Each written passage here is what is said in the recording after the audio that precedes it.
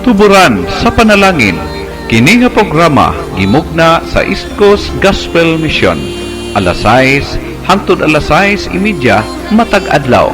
Aron ikaw matabangan nga maangkon ang tinuod nga kalipay, katagbawan ug kasiguruhan sa kinabuhi ug nga kahatagan sa kasulbaran ang naghingapin nga mga kabalaka, problema, mga pangutana nga sa dugay ng panahon nakahasol pag-ayo kanimo. Busa paminaw ug sa Dios ikaw panalanginan. Maayong nga adlaw sa tanan. Salamat sa Dios sa oportunidad karon nga adlaw nga makapadayon kita sa atong bulaton.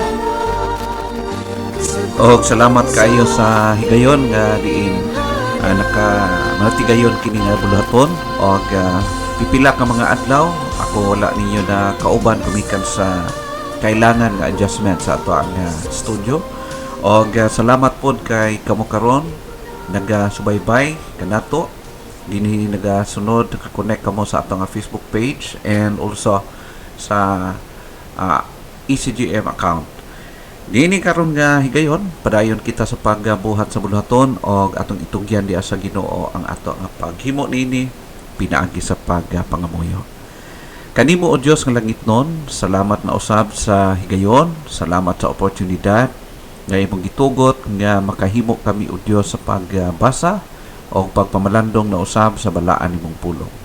Panalangini man o Dios ang tanan nagapaminaw karon diya sa ilang panimalay sa tanan nagasubaybay niini sa radio o dini karon sa kung asa naabot among signals tibok Baganga areas diin kaabot kining amo nga pagsibya. Panalangini man o Dios ang among mga kaigsuunan kay galaan nga nagasubaybay karon nagapaminaw through sa Facebook. Nagahangyo ako o Dios nga ang balaan ng espiritu padayon sa paglihok, pagpamuhat sa kinabuhi sa matag usa while magapamalandong ma-internalize sa God ang mensahe nga gusto nimo ubuot nimong ipaabot o maaplikar na mo sa among kinabuhi. This I pray in Jesus name. Amen. Salamat kaayo tungod kay ang ato nga Dios padayon nga nagahatag kanato niini nga maong oportunidad nga matun-an padayon nato ang iyahang balaang mga pulong. Karon nga higayon ani kita magapadayon sa pagtuon sa chapter 6 verses 1 down to verse number 7, which is nagahisgot siya about sa mga panghitabo sulod sa iglesia or even sa gawas sa iglesia sa bag-ong gipundar ni Ginoong Hesukristo naka-record din sa Book of Acts. Ato makita dinhi paano ang mga apostoles, ang mga magtutuo during this time, paano nila giatubang o gisakubang kini nga maong mga sitwasyon, meeting internal dissension and external persecutions. Pero ato makita dinhi nga despite niini padayon ang iglesia, padayon ang buluhaton nga lihok, nagauswag, padayon yun ang Ginoo sa paggamit sa mga katawhan sa Ginoo nga nagamasaligon kaniya. Atong basahon ang passage sa Acts chapter 6 verse 1 starting. Ingon sa Cebuano language, ingon siya, og niadtong mga adlaw sa nagatubo ang gidaghanon sa mga tinun-an na nagbagutbot ang mga Hudiyong Krisyanhon batok sa mga Hebrewhanon kay ang ilang mga biyudang balo wala nila pagtagda sa pag-alima sa mga pag-alima sa matag adlaw. Tungod niini gipatigom sa napulo og duha ang panon sa mga tinun-an og nanag-ingon, dili angay nga pagabiyaan namo ang pulong sa Dios og magasilbi kami sa mga lamisa. Busa, mga igsuon, magpangita kamo diha kaninyo og 7 ka tawo nga maayo og kadungganan nga mga puno sa Espiritu Santo o sa kinaadman nga atong ikatudlo alang niining buluhatuna. og kami magapadayon gayon sa pagampo og sa ministeryo sa pulong. Og kini nga pahayag hing-uyunan sa tibuok nga panon og ilang gipili si Esteban, lalaki nga puno sa pagtuo og sa Espiritu Santo, og si Felipe, og si Procoro, og si Nicanor, og si Timon, og si Parmenas, og si Nicolas, usa ka kinabig nga taga Antioquia. Verse number 6, kini sila gipaatubang sa mga apostoles og sa human sila makaampo nagpandong sa ilang mga kamot sa ibabaw nila. Verse number 7, og mikaylap ang pulong sa Dios og ang gidaghanon sa mga tinun-an misanay sa hilabihan gayon sa Jerusalem og sa usa kadakong panon sa mga saserdote na nagmasinugtanon sa pagtuo. Paano ang mga apostoles? Paano nila sulbad o paano nila alima kini nga maong grupo nga napundar during this time? Nga naay mga ginatawag internal dissension o naapagyoy external persecutions samtang sila nagapamuhat ni ini. Paano nila giatubang? Paano nasulbad? Paano kini na-patch up? No? Kini nga problema. Based sa atong nabasa, makita na to nga naay problema.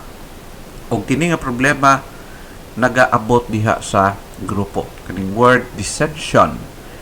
It means to say disagreement that leads to discord. Mao kana siya nga naay panaglalis, dili pagsinabtanay, pagkauyunay diha sa sulod. And synonyms ni ini according sa tan-awon sa Thesaurus ng ingon, disagreement, difference of opinion, dispute, dissent, conflict, friction, strife, discord, antagonism, infighting, and more. Habaw kini siya ato makita ko magisgot ka og dissension og nahitabo kini didto sa early church na ay dissension nahitabo didto sulod sa iglesia. It's because sumala kung imong tan-aw makita na to ang background ini nga kini number 1 gigamit sa kalaban, no? If Satan's kaning decision mao kini ang gigamit pud sa kalaban, metodo niya paano niya ipenetrate o bungkagon ang iglesia o simple kaayo ang iyang ginahimo, no? Tagaan niya og dili pagsinabtanay diya sulod sa iglesia o through that kung dili mabantayan mo create og dako nga problema og tendency nga mo resulta gyud og dili maayo. In fact, kung imong tan-awon daghan naka-record sa Bible nga naka-undergo usab susama ini nga maong panghitabo, ha? Example, si Abraham og si Lot, ha? Si Abraham og si Lot nakakabulag sila because of their herdsman's disagreement, ha? So close kayo si Abraham ug si Lot ang mag-uyuan. Close kayo sila at first, pero ato makita tungod sa mga tao nga under sa ilahang nga domain na ni-create kini og disagreement, and that's why nagkabulag sila to solve sa ilahang nga problem og nasulbad kini pinaagi sa ilang gihimo nga pagbulag, no? So tungod kay di naman gyud magkauyon. So, kung silang duha, si Abraham ug si Lot magkauyon man, pero ilang mga tauhan di na gyud magkauyon, so much better nga naga-separate sila. Second example, si Paul ug si Barnabas separated because of disagreement about John Mark. And I believe na familiar nimo kini nga story also. So si Pablo ug si Barnabas maayo nga mga leaders, pero nag-separate sila tungod sa isa ka opinion, na sa usa ka something mao ang katong either dalon or dili dalon si John Mark sa next na pud nila nga mission work. Ikatulo, the Corinthian believers divided because of disagreements.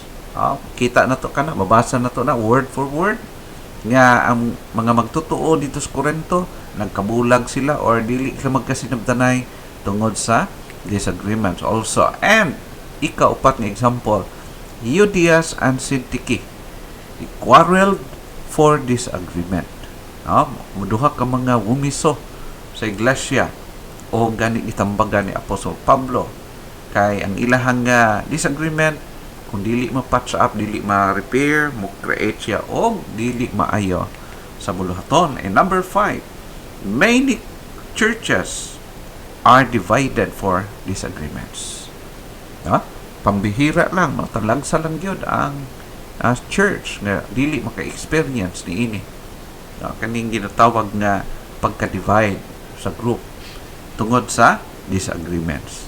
So mao kini siya ang mga examples nga ato makita din sa balaang kasulatan nga really nagakahitabo gayud even before.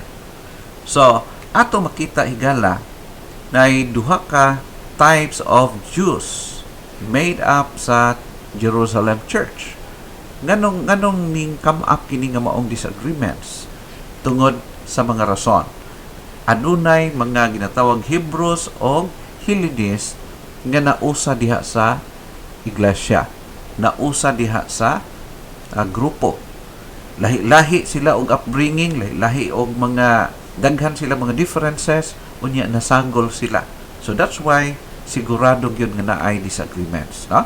Nga naman, within Judaism, frequent tension between these two groups arose, and this cultural problem carried over into the church. Nasli ginatawag og cultural differences na naging cause og problema. Nga naman, the Hebrews observed the Mosaic law much more strictly. Grabe sila. Of course, kabalota sa mga Hebrews, sila gyud ang nagunit sa unang katudlo, naga-follow strictly when it comes to the Mosaic law. While the Hellenists regarded the Hebrews as very narrow-minded and self-centered. Grabe sila ka kuang gyud. Particular kayo ang mga Hellenist, dili kayo sila. Mild kayo ang ilang kuan ug naa sila lahi nga mga upbringings o practices. That's why sigurado gyud tungod ni ini nahitabo ang disagreements. The Hebrews and the Hellenists had their own synagogues in Jerusalem. But when they became Christians, they came together in one fellowship. This is the reason, background, nga nung ning gawas o ning nahitabo ang ilahang disagreements tungod sa mga prinsipyo, tungod sa mga ginabantayan nila, lang stand, o ilang mga practices, o nagsagol sila diha sa simbahan. That's why nagkakaroon jud og kanang ginatawag frictions or disagreements. So mao kana siya gala. As the church grow, some of the Christians believe that the church leaders were discriminating against the Hellenists unfairly.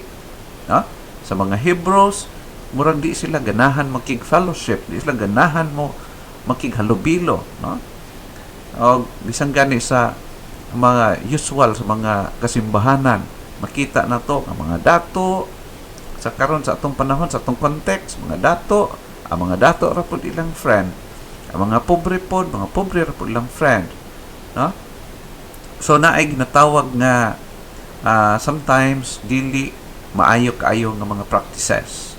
And this time ato makita nga na sense or na feel sa kwan dinhi ang ginatawag discrimination.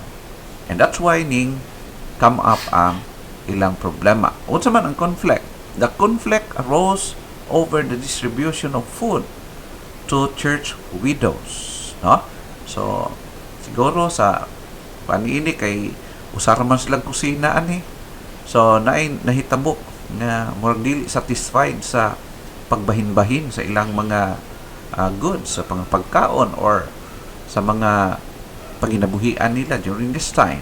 So ato makita o atong hinumdumon nga ang pag-atiman sa mga widows o sa ilang mga panginahanglan mao ang prioridad sa mga Judaismo, no? So priority nila ang pag-take care sa mga widows kay nakasulat kana sa ginatawag Mosaic law. So ato makita dinhi nga particular kay sila, while the Hellenists dili ingon ana ang ilahang pagka.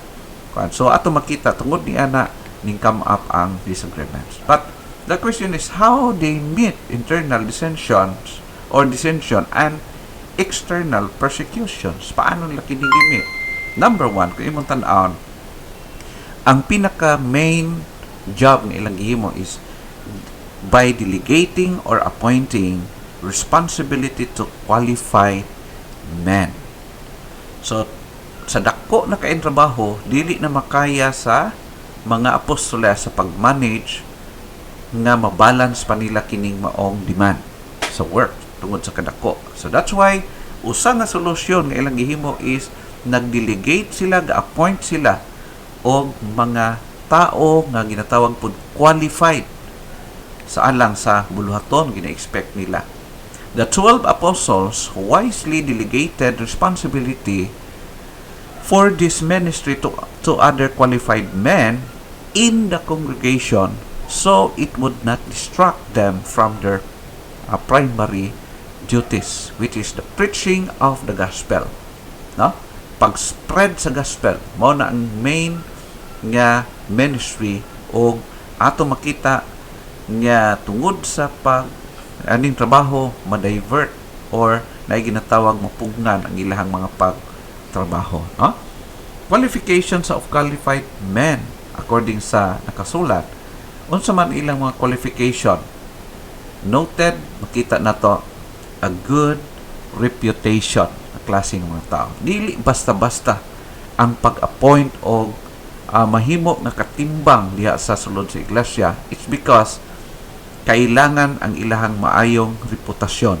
Kay once nga daot ang reputasyon, dili po maging effective kana nga person. Ikaduha, spirit control na klase nga tao.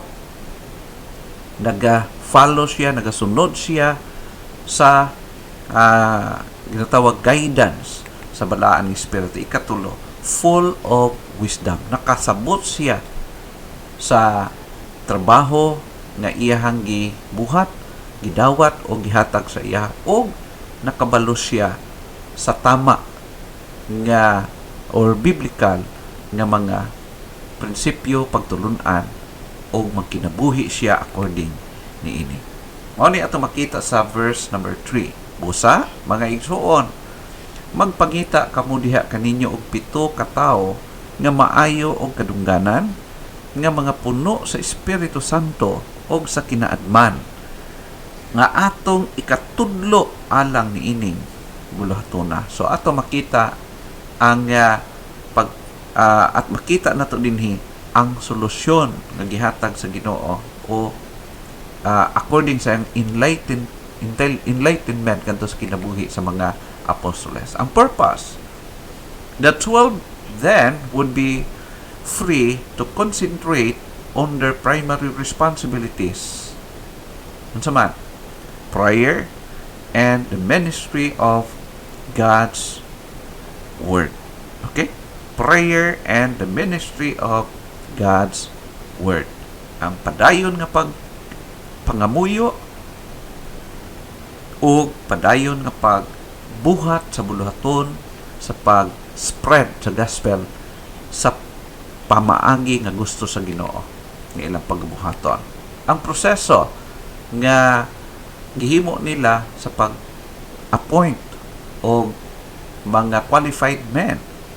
Number 1, by praying. No? Nag-pray sila una. Ikaduha, by laying of their hands. Bot pasabot pag-entrust ngadto kanila sa responsibilidad nga dapat nilang himuon o i-fulfill, and then delegating. So ato makita din higala ang proseso. Ang mga apostoles sila gyud ang nagahatag og final nga desisyon ingon nga sila ang itagaan sa Dios nining maong otoridad. Ha? So ato makita nga ang proseso is carefully done by the whole church. Pagampo o paghatag o pagdiligar kanila. According sa verse number 6, kini sila gipaatubang sa mga apostoles o san human sila makaampo ng pandong sa ilang mga kamot sa ibabaw nila. Why early church problem were easily solved? Ganong dali raman nasolbad ang problema sa simbahan sa panahon sa mga apostoles. Nga naman, una, because they were open-minded. Mao kini siya ang pinaka-the best. Pag ang church open-minded gani, dali ra jud kayo i-deal, dali ra kay dalon, o kanang kuan ba nga muuban lang gyud sa lead nga gihatag sa Dios, sa tao o sa person nga gihatagan sa Dios sa leadership diha sa iglesia. Open-minded, ready nga mo dawat, ready nga mo absorb, ready nga mo paluyo sa buluhaton. Ikaduha, they were responsive. Responsive siya. Dili siya nga gahi elite. Dili siya lisod pasabton. Dili lisod pasundon. Responsive siya. Dili siya reactive na klase nga membro diya sa group.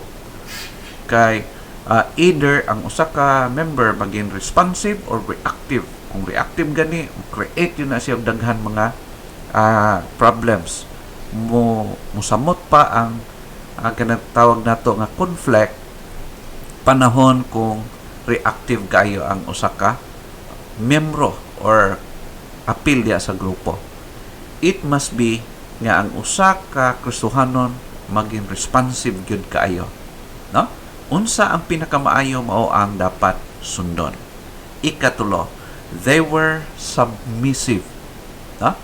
Submissive sila. Makita na to nga ang mga apostoles nagagunit sila, naga-function sila perfectly, o ginatawag na to nga naa sila full freedom sa pag-exercise sa ilang mga responsibility as leaders during this time. Okay? So mao kini siya open-minded ang group, responsive and submissive. Pagkini nga quality naa sa church perting nindota gyud ang dagan. Kay nga naman dili man magkawatak-watak, dili mabungkag og tuloy-tuloy ang mga trabaho kay naa ang pagka panaghiusa. Hinumdum mo na ito igala that we must show deep concern for both spiritual and physical needs, reflecting the Christian's commitment to loving God and neighbors wholeheartedly as God's great ethical demands.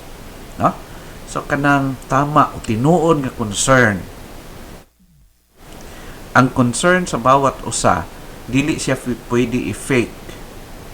Kanang ginatawag og tinuod nga concern for both physical and spiritual labaw sa tanan sa panginahanglan sa ka person. So ihatag ang dapat ang tama gyud nga mga steps labi na diya sa iglesia panahon nga naay mga problema tama. So ang susi mao ang paghatag, pagpakita sa tama gyud na concern o sa pikas nga bahin ang ilahang nga submission, responsive nga mga kinaiyahan o andam nga elite. Mao kana siya ang pinaka the best, willing to adapt its organizational structure or any leadership style diya sa iglesia and administrative procedures to minister effectively and to meet needs and facilitate the proclamation of the gospel and the welfare of the whole church for the sake sa kinatibukan. Mo padayon mo support, mo back up aron nga dili mapugnan ang trabaho nga ginapahimo sa Ginoo. So sa tanang nga aspeto, sa tanang side, dapat maging understanding ang matag usa. Ihimuon unsa ang pinaka the best for the sake of the glory of God.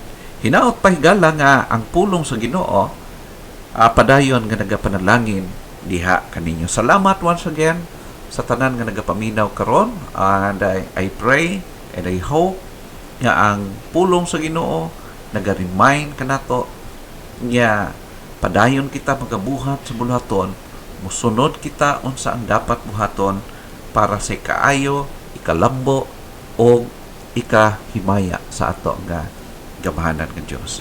Daghang salamat ug hangtod sa sunod natong panag-uban.